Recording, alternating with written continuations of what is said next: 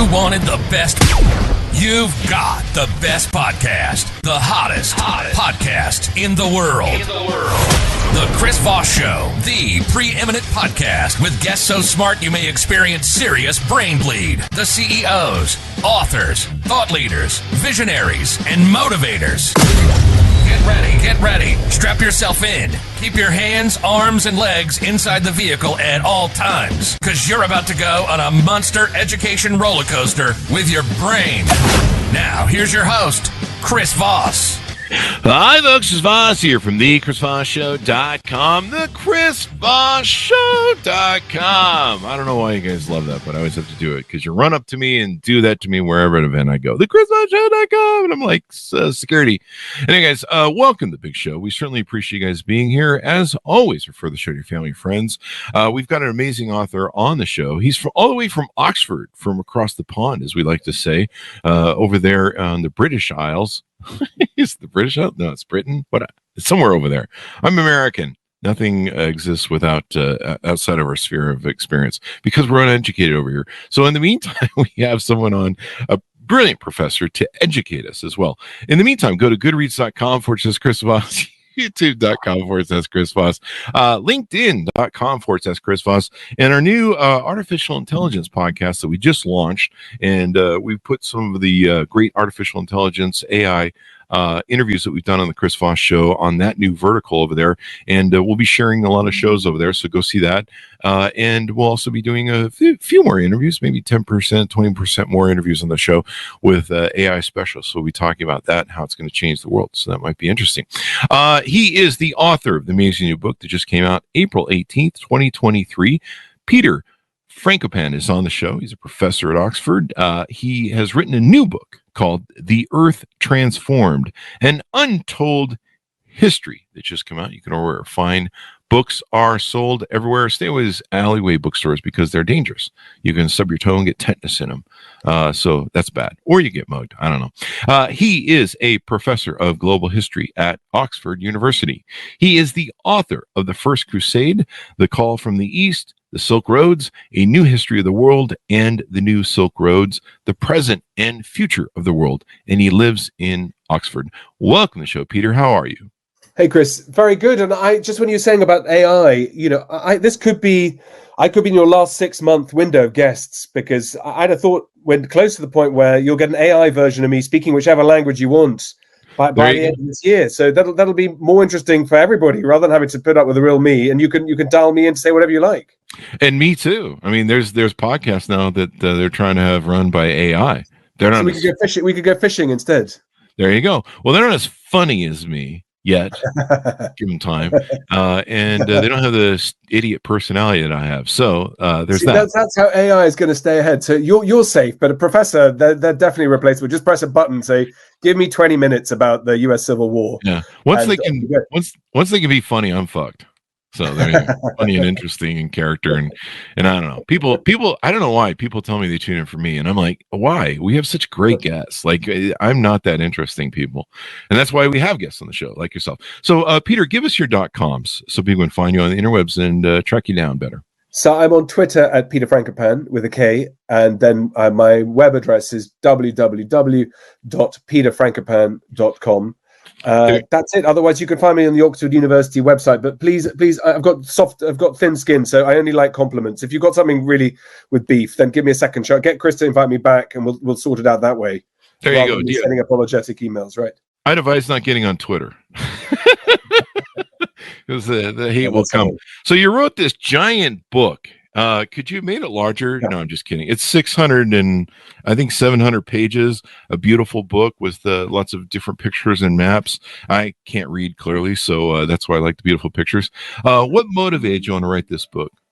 Well, so I work mostly on regions. I work on Russia, Ukraine, China, Iran, Central Asia, parts of the world that are on the move a lot at the moment. And I guess whichever way you have your political persuasion, one of the big questions of the 21st century is the rise of China. What does that mean for the US? What does that mean for China? What does that mean for the rest of the world? And I thought the second really big question is what's going on with our climate and with our natural world. It's not just about global warmings and things like that. It's also about, well, your Great Lake and Salt Lake, or how we treat the environment around us, so that every single cubic meter of seawater now in the oceans has 40 pieces of microplastics. That's probably not great to be eating, drinking, and so on. So trying to understand how we've got to this point where we turn out we're not such great custodians of the great outdoors as we maybe could and should be. What does that mean for us going forwards? How people managed to cope with major events in the past of climate change to do with the sun, to do with weather systems, volcanoes. How have people managed to stay standing? So trying to think about the history of our relationship, the human relationship with the natural world. There you go. And so, huge book, and the Earth Transformed. Now, you called this an untold story in the title. Why is this an untold story? Well, there are lots of great environmental historians, but generally people in my world as professors tend to work on one particular period or one particular region. So it's untold insofar as I start at the beginning, and I mean literally the beginning, the world's creation, and bring it through to the world of today. And so it's got a big chronological range. Most historians, again, tend to focus on one region, one continent maybe, but there are lots of places in the world we can learn from that we just don't learn about in school. In Oceania, in sub-Saharan Africa, in the Americas before the Europeans got there.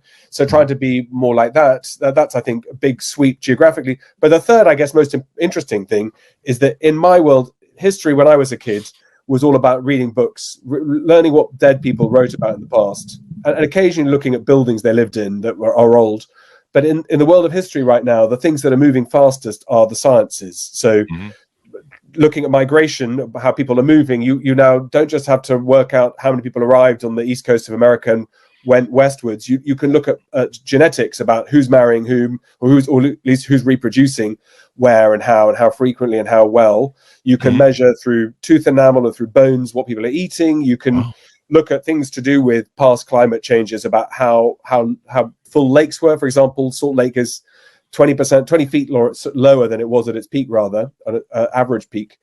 And so you've got lots of data now that you can think about the past in a different way. So it's untold because a lot of those tools are really pretty new, because the sciences have made lots of gallops forward that's making historians like me think hard about what skills you need to study history.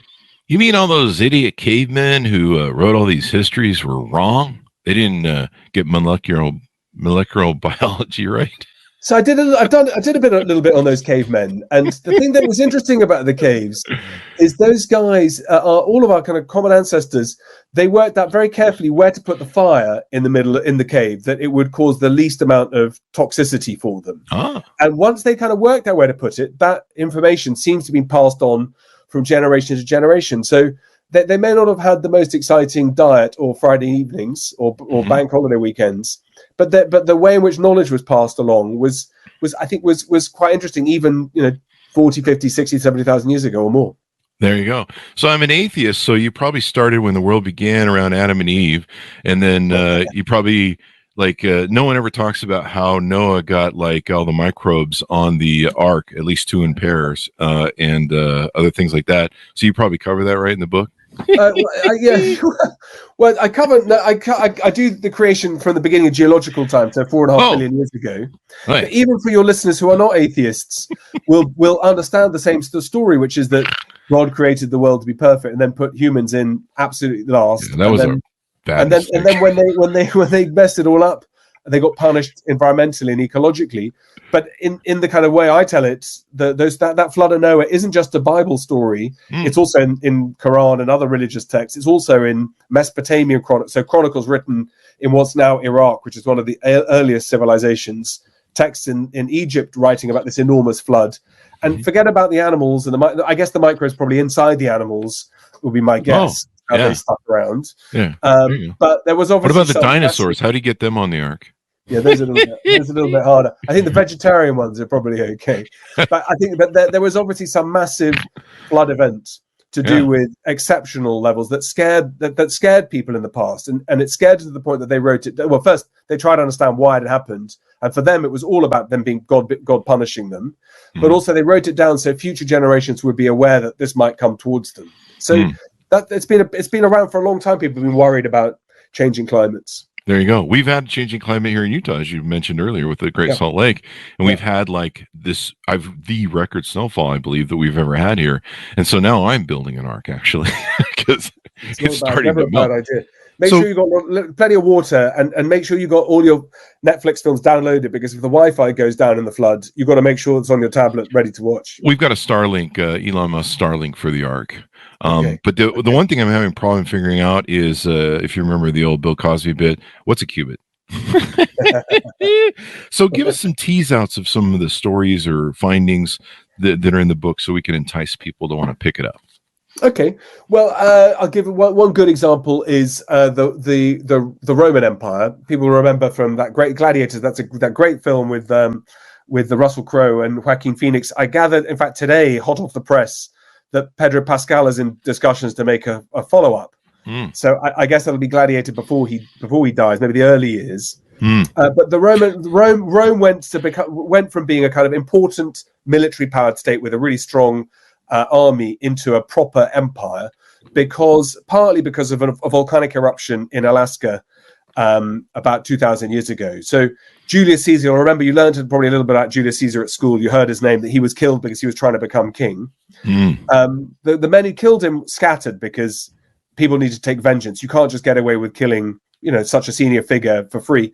And those who went out to go and pursue them, eventually, as they were going out to pursue them, this volcanic eruption took place in Alaska that injected huge amounts of aerosols into the atmosphere. And what that tends to do depends on what time of year it goes and the latitude and so on. It changes the ways in which the sun's rays can reach our Earth. It goes without saying, right? So photosynthesis is harder, crops are lower in their yields, sometimes they fail altogether. And there was an effect in Egypt on the Nile. And the Nile is this big, big river that every year floods. And the waters, when they flood, produce silt and water over this produce this grain that is like the Midwest, are almost unlimited, can feed everybody. And because there's so much of it, it's also cheap. And that Nile flood failed because of this volcanic eruption. And the ruler of Egypt at that time was a woman called Cleopatra. Again, they're making a film about her at the moment right now that's getting a lot of press. And Cleopatra was from a Greek dynasty who'd ruled for the last 200 years. She was a woman that made life difficult. And the way that the Egyptians kept power in their family was marrying their brothers and sisters, which was, I think, probably not the same as happens in some counties in the United States. It's where you marry your brother and sister to stop other people getting access to power because you don't want to promote anybody else. And as a result of that, she had to gamble on who was going to win in the race to become the master of Rome. And she threw a lot in with Mark Antony, played by Richard Burton in the movie. And she gambled wrong because the guy who managed to screw them both over, if you excuse my language, was a calculated little weasel of a figure called Octavian. And by getting Cleopatra and Mark Antony to either be killed or kill themselves, depending how you see it, he managed to capture the whole of Egypt and take all of the produce of its wheat and its agriculture and its cities and its taxes back to ancient Rome, and it made Rome into an empire. When he died, he wrote on his epitaph, he said, "I found Rome built in brick, and I left it in marble." And amongst the things that also happened in that period, you've always said you're an atheist, but Jesus Christ was born in the reign of this guy whose new name was called Augustus. He's the hero, by the way, of Mark Zuckerberg. He's the one that Mark Zuckerberg models his story on. So in the Facebook version of this story, Egypt is Instagram. It's the bit that everybody likes and wants to use, or maybe WhatsApp.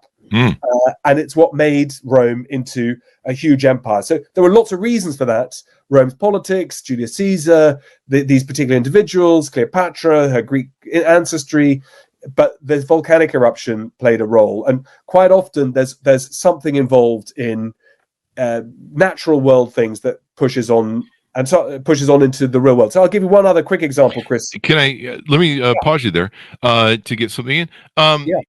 That's interesting because I've always heard, I'm a big Marcus Aurelius fan. Is it Marcus Aurelius? Yeah, I'm getting old. I keep Aurelius. The meditations. Yeah, right there. Right at all times. I'm a Stoic. I love Stoicism. Yeah. Ryan Holiday writes some great books. Right. And so I didn't know that about the I've always heard the Cleopatra story and how she seduced a lot of the Roman guys and all that stuff, but I didn't know about that scientific thing. Right. So it's interesting. The side is self-preservation. That's what if you're vulnerable, you want to make sure you've got support everywhere. So that's not just, she's the way it was told in the past, she's a woman, she can't control her own emotions. It's more, if you're a leader in a precarious position, you want to make sure you're not going to get knocked over from any of your elites inside your country, let alone from those outside. So that eruption is a kind of, it's a factor. It's not perhaps the determinant one. These things would have all been there anyway, it might have happened anyway, but it just meant that when the Nile flood failed, the prices of crops went up. Inflation went up as a result. The people who suffer most are always the poor when that happens. The cost of living is a real thing back then too. And that means that people were quite interested in a change of direction. And if the change of direction, better still, doesn't come from somebody Egyptian, then the ruling the most powerful families don't have to decide which one of them takes power. Actually having an outsider come back in to replace her is quite an elegant solution too. So I think it's how we think about history. It's trying to make sure we always factor that in. And that's the same actually in the present day today too. So for example, over here in Europe, we're living through a current really bad war where the Russians have invaded Ukraine. And one of the drivers for that, again, was the earthquake off Fukushima in 2008, which produced that awful tsunami that killed so many people in Japan.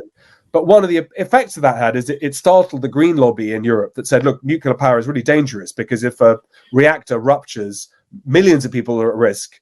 And so Angela Merkel, the Chancellor of Germany at that time, decided to shut down all German nuclear power and say, it's okay, guys, we don't need that. It's dangerous. Plus, I get to look green.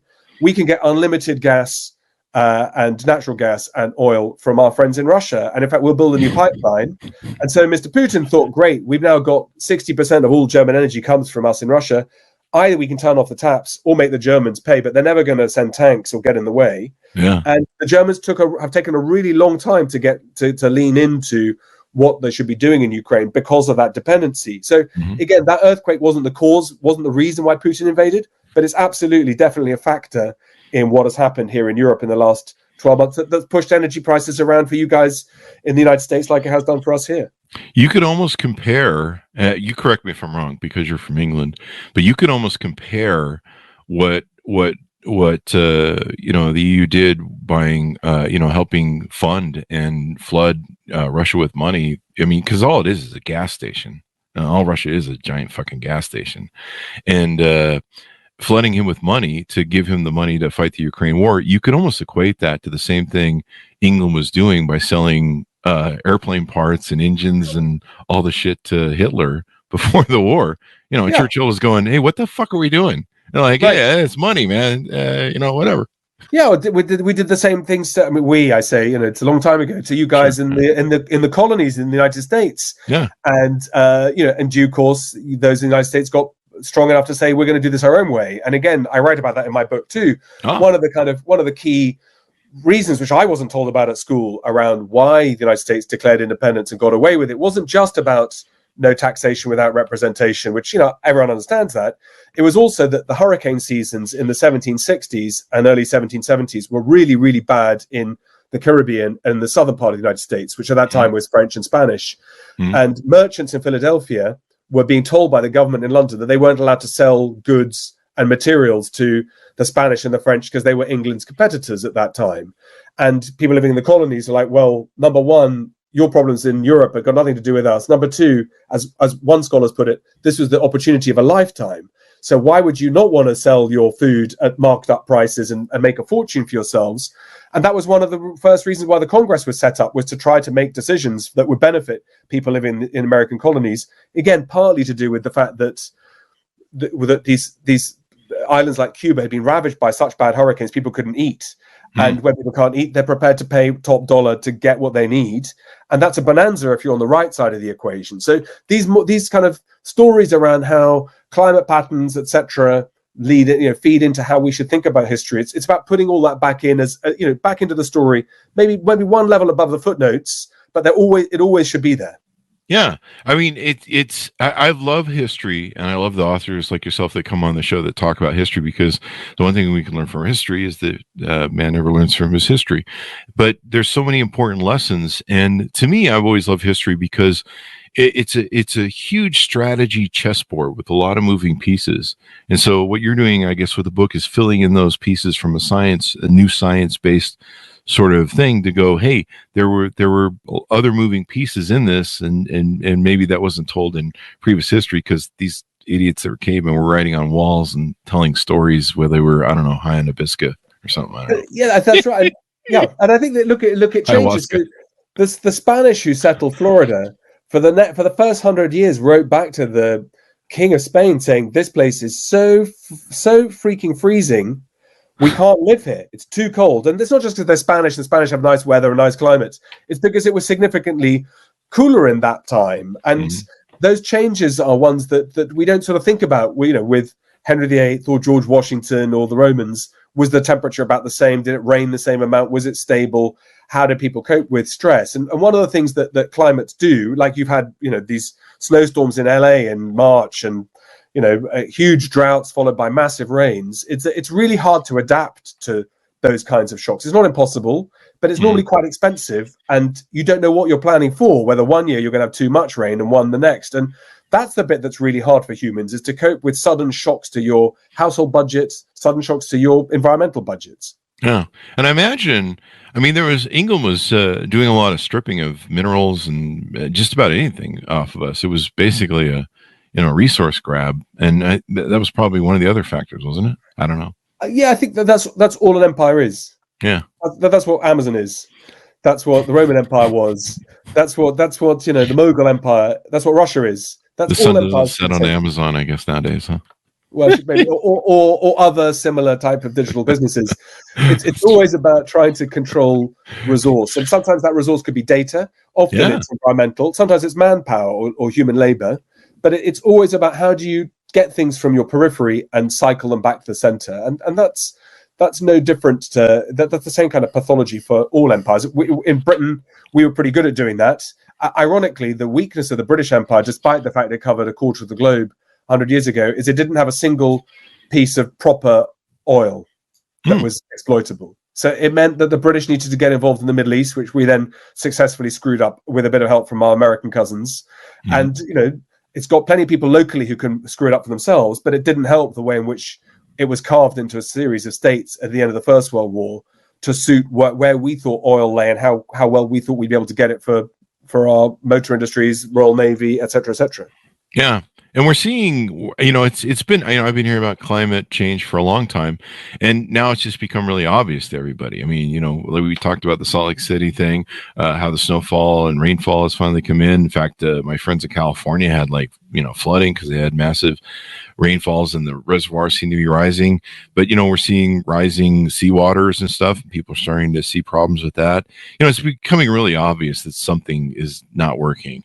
And so there's the political aspect of it and how that flows into it.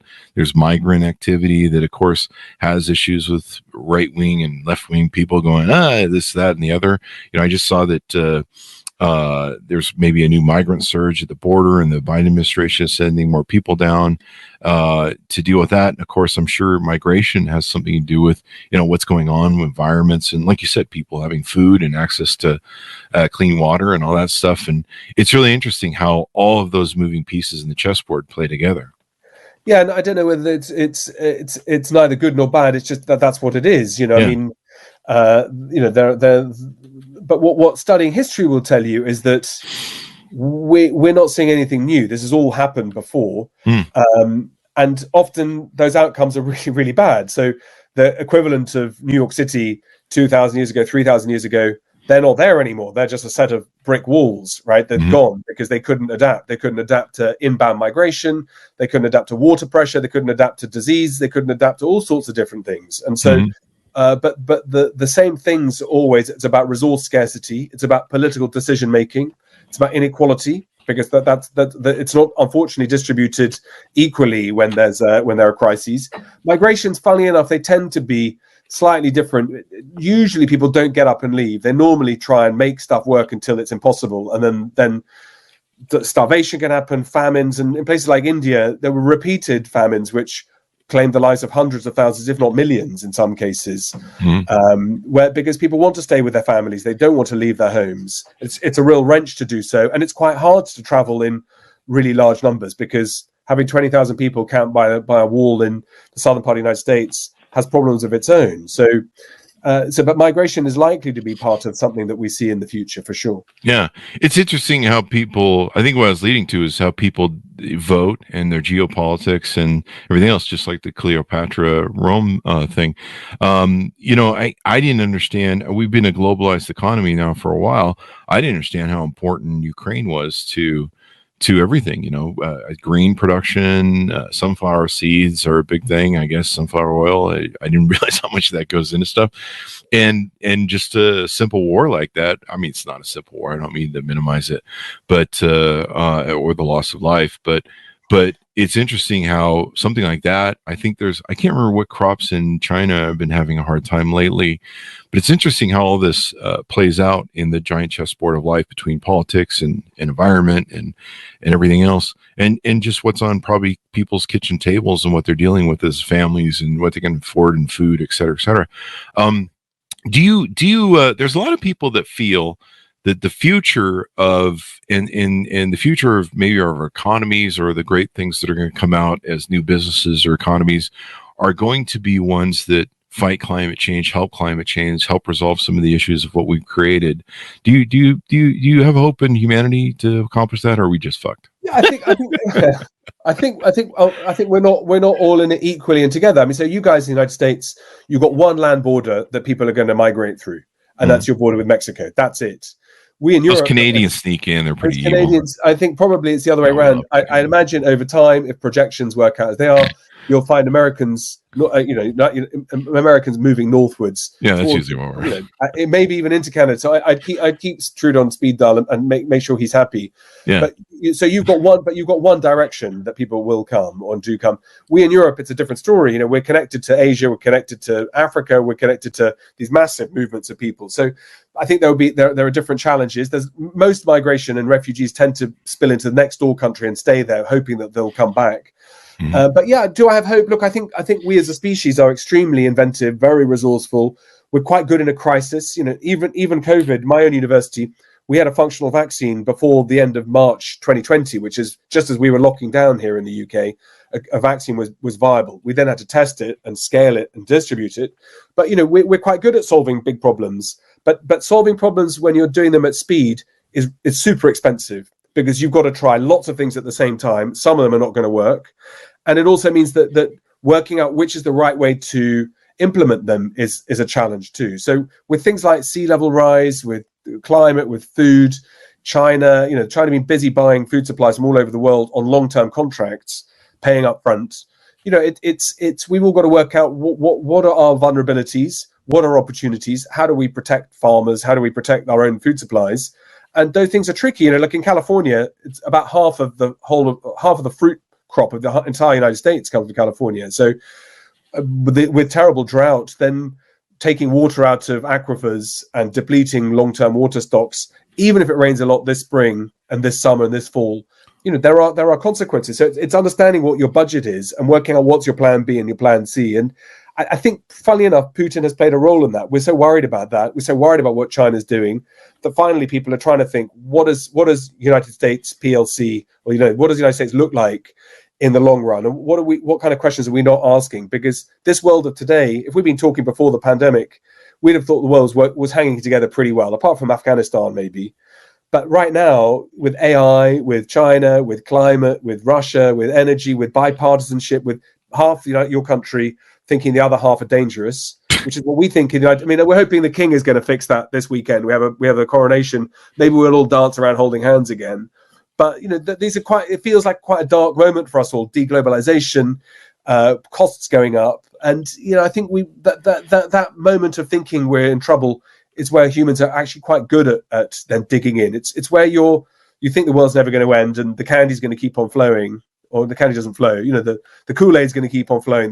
That's the really hard bit. But these last few years have been quite sobering for us, I think. They have. And the one thing I hate, and this is why I promote history and learning from history, is it seems like we always wait till like the shit hits the fan. Like then we're like, we should probably do something about it now. So look, I write in the 6th century, there's a huge plague, far worse than coronavirus. It probably kills somewhere between 30 and 50% of the population of Europe, North Africa. So mass mortality. There's something very similar about 600-700 years later called the Black Death, which of course you'll know about and your listeners will know about, that does roughly the same thing.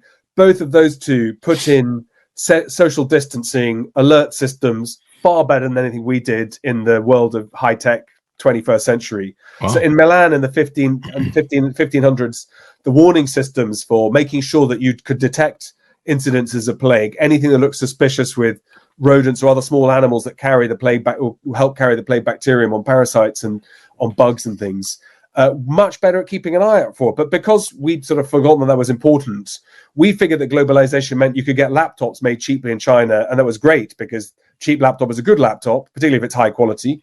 We forgot to think that if people sitting on an airplane flying from Utah to New York starts coughing, the whole plane might get infected with something. We sort of forgot that those natural worlds are part of where we inhabit. And funnily enough, people 400 or 500 years ago understood that much, much better, that when ships came in, they would have to quarantine. You want to make sure that they're not bringing any nasties alongside all their goods in the hold of the cargo. So we just got to relearn some of that stuff. That's why the history is so important. Yeah, definitely. The one thing man can learn from his history is man never learns from his history. And that's why we go round and round, as we always say. So these are important aspects. Anything more you want to tease out on the book before we go? No, look, we have a slightly different view of what we think people in the United States think about climate change. We tend to think over here that there are a lot of people who get very hot under the collar about what climate change is, that they'll say, look, societies can cope with warming. It's nothing to worry about. And, I'll tell you as a historian, that's not the case. That's why you're sitting in Utah, not in ancient Rome, which is a beautiful city to visit, but it's no longer the center of a great global empire. United States would probably claim to be the world's greatest superpower by quite a long shot, I'd have thought, and is. So that process of failing to adapt is kind of how we think about history.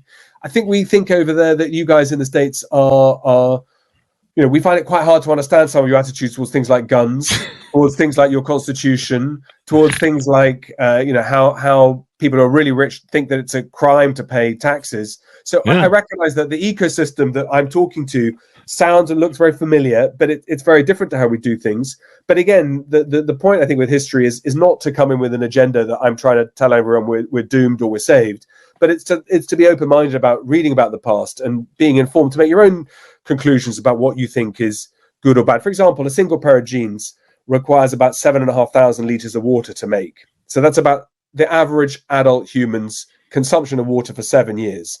That's not necessarily bad. That's not necessarily good. That's just a fact that is probably quite useful to know in a world where maybe water is already quite scarce. Or if you live in a place that's got tons of water, that's fine if the jeans are made there, but you probably don't want them made in places where the water is difficult. So I'm just an educator. So my job is to give people information, what decisions they want to make, who they want to vote into office, because parts of the world that we're talking about, we get to vote our legislators in, and half the world I work on, you don't. And we have a chance to ask for change if we want it, but I think therefore it's all the more important in democratic worlds for people to be really well educated so they can choose what they want and choose their futures. Yeah, it's like that CBS or NBC PSA. The more you know. Before you go, let me. Do you write about the your thoughts on the new electronic cars and stuff? And what's interesting to me is how much work goes in to make those batteries. And even if one catches on fire, and they catch on fire evidently more than most cars, it takes a lot more water to put it out. And even then, I mean, we have to over here. We're sinking them in pools and shit for 48 hours or a week or something because they can still catch fire. What's your thoughts on that? Are we really saving the environment with electric car, or are we just conning ourselves? Great question. So the EVs have two main environmental downsides. One is they're quite a bit heavier than regular cars, and that means that the wear off their tires is much higher than it is off a regular petrol diesel car. And that in turn means that the air quality is degraded with PM2, so particulate matter, so very small little specks of dust that are very closely linked to self-harming, cognitive problems, shorter life expectancies, cardiovascular stuff. So heavier cars produce more of that stuff, measurably so. And so that's one thing we've got to keep an eye on. The other one is that if you're not drilling gas out of the ground, you need a lot more metal to be able to make some of these, not just the batteries, but the cars themselves and the components. So that metal's got to come from somewhere too. And clean mining is not easy because typically, whether you're mining, as we've spoken about, gold or other minerals, you've got to get rid of your tailings and you've got to dump them somewhere. And those quite often find their way into water systems. So EVs are cleaner in some ways because they don't burn carbon, but there are different footprints that they leave. The competition for copper in particular, but also lithium for the batteries and other components is acute and will be like oil. It'll make some countries super rich. It'll make some individuals super rich. And that's a geological lottery of who that is. As it happens, I've got one of my colleagues at my university who's working on new battery technologies that could improve by 1,000 times battery efficiency. He's a kind of young genius. So, all these things, they go in sort of moves and waves and cycles. But the EV stuff, it's not a kind of straight clean win, even if you could recycle, if there are no fires, if you can recycle them, if you can, because of the heaviness and the materials that go into making them. But the carbon stuff is the immediate problem we got to try and solve too. And then China's production with, its coal plants, and I think it produces 50% of pollution in the world? Yeah, something like that. I saw something on that. I don't have the so 496 out of the 500 most polluted cities on Earth are in Asia, almost mainly in India and China. And in those parts of the world, in fact, there's quite a lot of environmental pressure groups, particularly in China, to demand cleaner air, because no one, as you get rich, particularly when you get richer, you make more demands of your government, even in communist party states. And so environmental protest has been quite an important part of Chinese political activism for the last 20 or 30 years, which does sometimes go on despite what we might think. So China's putting a lot of money into green technologies, but the coal stuff is a problem. And some of the coal that China gets for its energy from, they're putting outside China, so it doesn't sit on their scorecard, but fits in places like Pakistan too. So the environmental stuff there in the developing world is hard, but the scale of these countries, I think it's almost unimaginable to you guys in the US. So in the US, there are 10 cities that have a population of more than 1 million people. In China, there are 156 cities with more than 1 million people. Wow. And that's just a lot of energy that's needed. Everybody keeping their refrigerators going, everybody charging their laptops at night, watching TV.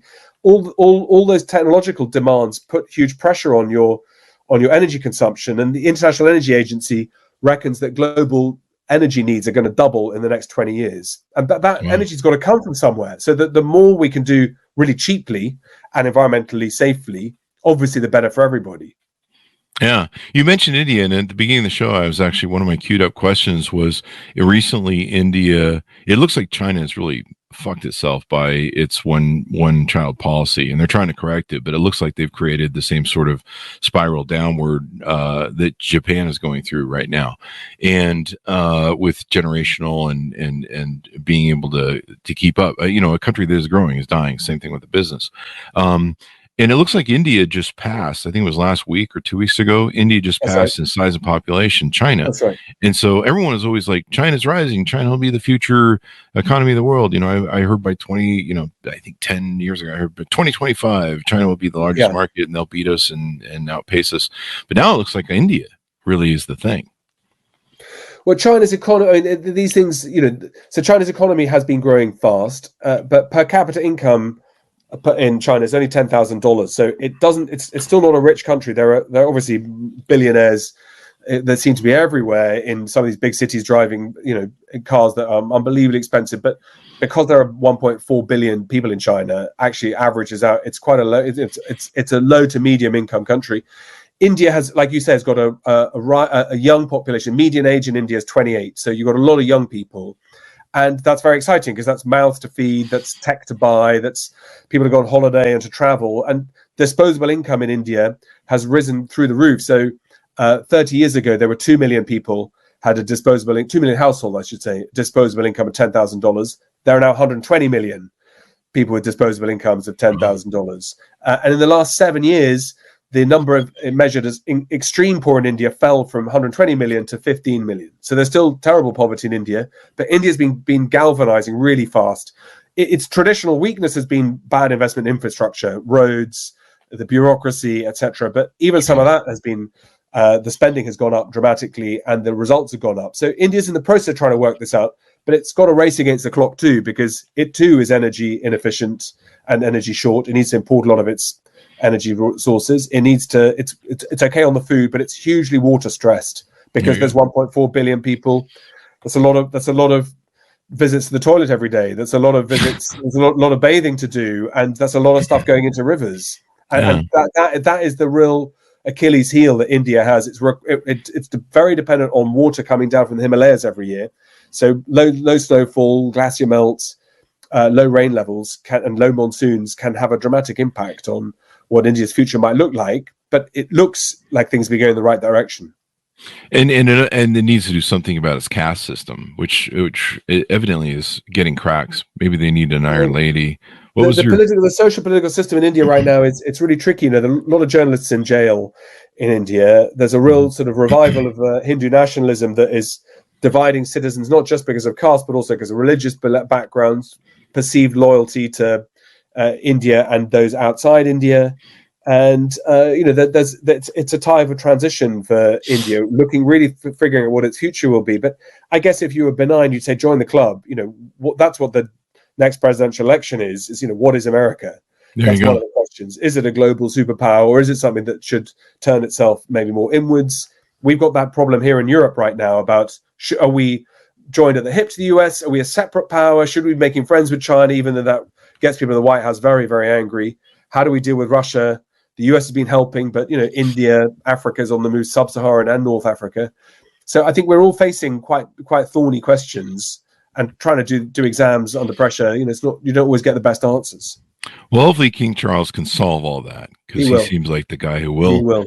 I'm sure he's a fine man. And if you guys in the US feel that we're going in the right direction and want to rejoin, you let me know and I'll put in a good word. There was a time a few years ago we were thinking about that. Might be a good idea, but we seem to be we're over. We seem to be coming back, but I'm just glad you guys got a prime minister that stayed more than a week. It depends which day this is being broadcast. We might regret that. We went through. I mean, I don't know. It felt like we went through kind of teenage wobble, Yeah. But we're back. It's all under control. The great thing about Britain is it somehow it all works. I'm in a university that's been going for 800 years, and there's not a day that goes by where I wonder how does it all stay together. We're 38 different colleges. We've got multiple different faculty trying to explain who we are to an outside and how things work, what gown you should wear on what day. Almost impossible, and yet here we are. Still winning Nobel prizes and doing all right. As Obama used to say, he referred to us, but I think it's true of Britain too. I mean, we're a country that zigzags and we go back and forth, and sometimes we do stupid stuff and sometimes we do good stuff, and it's kind of as we say in our Constitution, it's the drive for a perfect union, which we'll never achieve, but we're trying to get there, or we think we are. I don't know. It's like a marriage; you can always do better. Yeah. I mean, we're the asshole Americans. We're always going to probably have that moniker the way we go. And everyone hates us around the world and loves us at the same time. It's a weird dichotomy that we have. I always tease my Canadian friends. I'm like, you guys are the nice ones up in Canada, and we're like your drunken brother who just goes around and starts fights around the world. And you guys are up there going, for fuck's sakes, these guys, why do we have to be next to them? Like they just. Well, like I said, I'd say if these projections are right, and I suspect they probably are, be as nice to as many Canadians as you can, because you're going to need. Might need those friends to be grateful for that. For the healthcare, just try you're doing a little bit better. Just try hard. I'd be willing to be forced to use pronouns for the healthcare. You give me a great idea though at the show. I'm not even kidding. Your jokes about AI. I just realized that I could process the Chris Voss show and take the text and put it into probably Chat GPT and have it all turned into India language and other languages, and then repump it back through the video. And you and I would be probably I don't know if it'd be proper, because you got to be careful. I think it's okay. I think it's pretty good. But I could probably do that and make the show appealing to other countries, even though we're seen around the world. Do I get 10%? We'll work on something. We'll have our attorneys contact you again. But we'll see what the India people think about what we said about the Chinese, and we'll get hate mail or something. I don't know. Anyway, thank you very much, Peter, for coming on the show. This has been a delightful and insightful. That should be the name of the podcast show. Give us your .com so people can find you on the internet. Yes, I'm on Twitter at Peter Frankopan, and my web address is www.peterfrankopan, Frankopan.com, and my book is available in all good shops all around the world. There you go. The Earth Transformed. You may have heard of it. You're walking on it right now. An Untold History, available April 18th, 2023. And check out his other books. He's got The Silk Roads, A New History of the World, The New Silk Roads, and quite a few other books that you should check out as well. Learn from history, people. The smarter you are, the sexier you are. And, that always works for people. I don't know. People are always looking to be sexy. They buy cars and everything, and they do all this stuff. Read books. Be smart. People like you. Anyway, thanks for tuning in to my audience. We certainly enjoy you having here as well, or for the show, your friends and family. Thanks for tuning in. Be good to each other. Stay safe. We'll see you.